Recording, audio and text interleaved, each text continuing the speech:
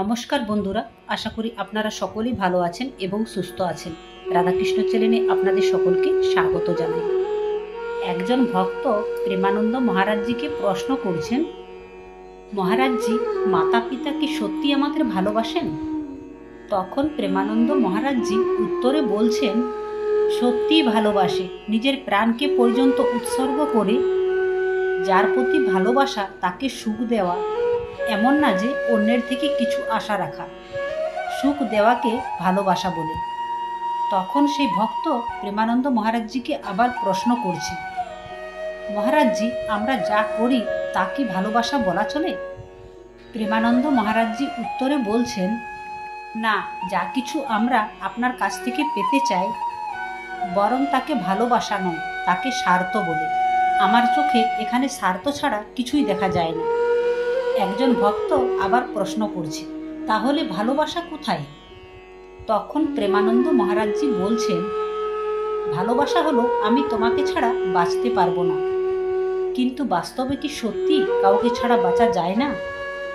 যতক্ষণ না নিজের স্বার্থ পূরণ হচ্ছে, ততক্ষণ এই ভালোবাসা স্বার্থের জন্য ভালোবাসা। তুমি যদি নিজের স্বার্থ থামিয়ে দাও, যার প্রতি ভালোবাসা বলেছিলে সে যদি তোমাকে কিছু না দেয়, তখন কি ভালোবাসা থেকে যাবে? এই পৃথিবীতে ভালোবাসা বড় দুর্লভ। তখন আরেকজন ভক্ত প্রশ্ন করছেন, মাতা পিতা কি আমাদের প্রকৃত ভালোবাসে না? মহারাজজি বলছেন, এই ক্ষেত্রে সবই আসে মোহ থেকে। মোহ আর প্রেম, এই দুয়ের মাঝে আকাশ পাতাল পার্থক্য। যখন প্রেম এসে পড়ে তখন সব বদলে যায়। আমরা নারীর প্রতি প্রেম করি না, সেখানে কাম বাসনা থাকে। আমরা পুরুষের প্রতি প্রেম করি না, সেখানে কাম বাসনা থাকে। মা বাবার প্রতি যে প্রেম ভালোবাসা হলো, সেটা কিন্তু মোহ। এমনকি যে সমস্ত সম্পর্কে আসক্ত রাগ আছে, এসবের মাঝে কিন্তু প্রেম নেই। প্রেম তো রয়েছে কেবল শুধু একমাত্র ভগবানের। তোমাকে আমরা তার বিভিন্ন ব্যাখ্যা দেখাতে পারি। তুমি হয়তো শুনে থাকবে, কুপুত্র তো হতে পারে, কিন্তু কুমাতা কখনো হয় না। শাস্ত্রে লেখা আছে, এমন বহু উদাহরণ আছে যেখানে মা বাবার হাতে পুত্র হত্যা হচ্ছে। নিজের স্বার্থ যদি কোথাও বাধা পড়ে, তাহলে সে ভালোবাসা সবকিছু আলাদা হয়ে যায়। কুকুরও তো তার বাচ্চাকে ভালোবাসে, পাখিও ভালোবাসে, কিন্তু সেই সব ভালোবাসা নয়, ওইগুলো মোহের বন্ধনে জড়ানো। সত্যিকারে যদি প্রেম জাগে, তাহলে আর কিচ্ছু লাগে না। এই জন্যই তো বলা হয়, সার্বভৌম সৃষ্টির প্রতি প্রেম করো, তাহলে কখনো কোনো বাধা থাকবে না। কিন্তু এমন প্রেম কেই বা করে? সবাই তো স্বার্থ ধারা চাহিত, মোহের বন্ধনে আবদ্ধ। আর এই মোহ দূরে না গেলে ভগবান শ্রীকৃষ্ণের প্রদে গভীর প্রেম জন্মায় না। অনুরাগ মানেই তো প্রেম। যতক্ষণ মোহ আছে ততক্ষণ প্রেম আসেই না। ওটা মোহ, প্রেম নয়। সেই ভক্ত আবার প্রশ্ন করছেন, মহারাজজি, প্রেমের অনুভব সকলের জন্য একই রকম হওয়া উচিত? কিন্তু আমরা দেখি, যাদের প্রতি আমাদের আপনত্ব বেশি, তাদের প্রতি যেন বেশি প্রেম থাকে। তখন প্রেমানন্দ মহারাজজি বলছেন, এটা প্রেম নয়, প্রেমের সরল সঞ্চয় এই যে যার প্রতি প্রেম করি, শুধু তাকে সুখ দেওয়ার ভাবনা থাকে, তার ভেতরে বিন্দু মাত্র স্বার্থ বুদ্ধি থাকে না। সে বাবা মা হোক, ছেলে হোক, স্ত্রী হোক, ভাই হোক, দেশ হোক, সমাজ হোক, সারা বিশ্ব। যদি সেই সম্পর্ক নিজের সুখের লালসা দিয়ে তৈরি হয়, তবে তা প্রেম নয়, তবে তা আসক্তি, মোহ, স্বার্থ বা কাম। সত্যিকারের প্রেম নয়। আপনি বুঝতে পেরেছেন কি? এই জন্যই তো কোটি কোটি মানুষের কাছে কেবল একজনের মধ্যেই প্রেমের বীজ দেখা যায়। অনেক সময় প্রায় দেখাই যায় না। একবার হিরধামে একজন এসেছিলেন, বললেন, আমাদের প্রেম করে বিবাহ হয়েছে, লাভ ম্যারেজ। মহারাজজি আশীর্বাদ দেন। 8 মাস পর তিনি আবার এলেন। আমরা জিজ্ঞাসা করলাম, আপনার স্ত্রী কোথায়? তিনি বললেন, ডিভোর্স হয়ে গেছে।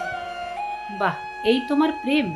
প্রেম যদি হয় তা হৃদয়ে একবার টান পড়লে সেটা আজীবনের জন্য দান করেছ।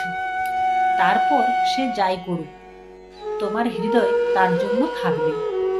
সে যদি তোমাকে মেরেও ফেলে, তবু তোমার হৃদয়ে তার জন্য শুধু আশীর্বাদই বেরোবে, কখনো অভিশাপ বা দুঃখ নয়। এই হলো প্রেম।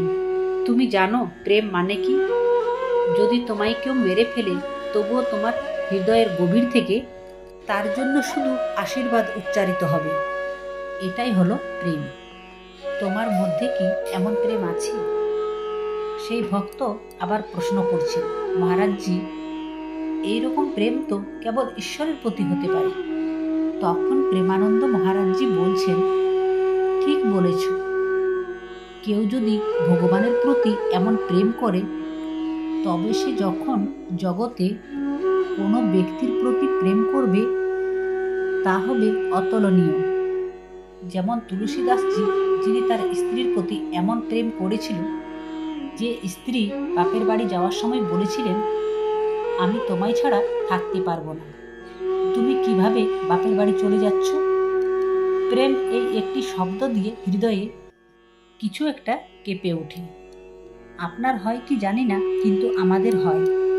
এই শব্দটি উচ্চারিত হতে মনে হয় কেউ যেন হৃদয়কে চেপে ধরেছে। আপনার প্রিয়জনের স্মৃতিতে কাঁদা, তীব্রতা, ব্যাকুলতা, ছটফট করা, তার জন্য নিজেকে উৎসর্গ করে দেওয়া। এই প্রেম কোত্থেকে আসে? নিজের স্বার্থের পূর্ণের জন্য? দেখুন, এই সংসারে যেখানে প্রেমের কথা উঠলে চোখে জল আসে, হৃদয়ে কান্না ভেসে যায়, সেই প্রেম তো সত্যিকারের প্রেম। প্রেম অন্যের জন্য নিজেকে সর্বশেষ ত্যাগ করাতে পারে, তাকেই তো প্রেম বলে। দেখুন, দেশপ্রেমকে বন্দে মাতরম বলে। ফাঁসির দড়ি গলায় পরানো হয়েছে। দেখুন, গুরু গোবিন্দজি 2 সন্তান, দেওয়ালের মধ্যে জীবন্ত গেঁথে দেওয়া হয়েছে। না তার চোখে জল, না তার সন্তানের চোখে জল। এটাই দেশপ্রেম। আমরা শুধু প্রেমের অভিনয় করি, আসলে প্রেম করি না। না আমরা ঈশ্বরের সাথে প্রেম করতে পারি, না মানুষের সঙ্গে। যদি আমরা সত্যিকারে কাউকে ভক্তিভাবে ভালোবাসি, তবে আমাদের চরম মঙ্গল হবে। মাতার মধ্যে ভগবানকে দেখলে, পিতার মধ্যে ভগবানকে দেখলে, স্ত্রীর মধ্যে ভগবানকে দেখলে, পুত্রের মধ্যে ভগবানকে দেখলে, তবেই তো ভগবান সর্বত্রই আছেন। তাহলে আমাদের সমস্ত জীবন সুন্দর হয়ে যাবে। কিন্তু আমরা স্বার্থ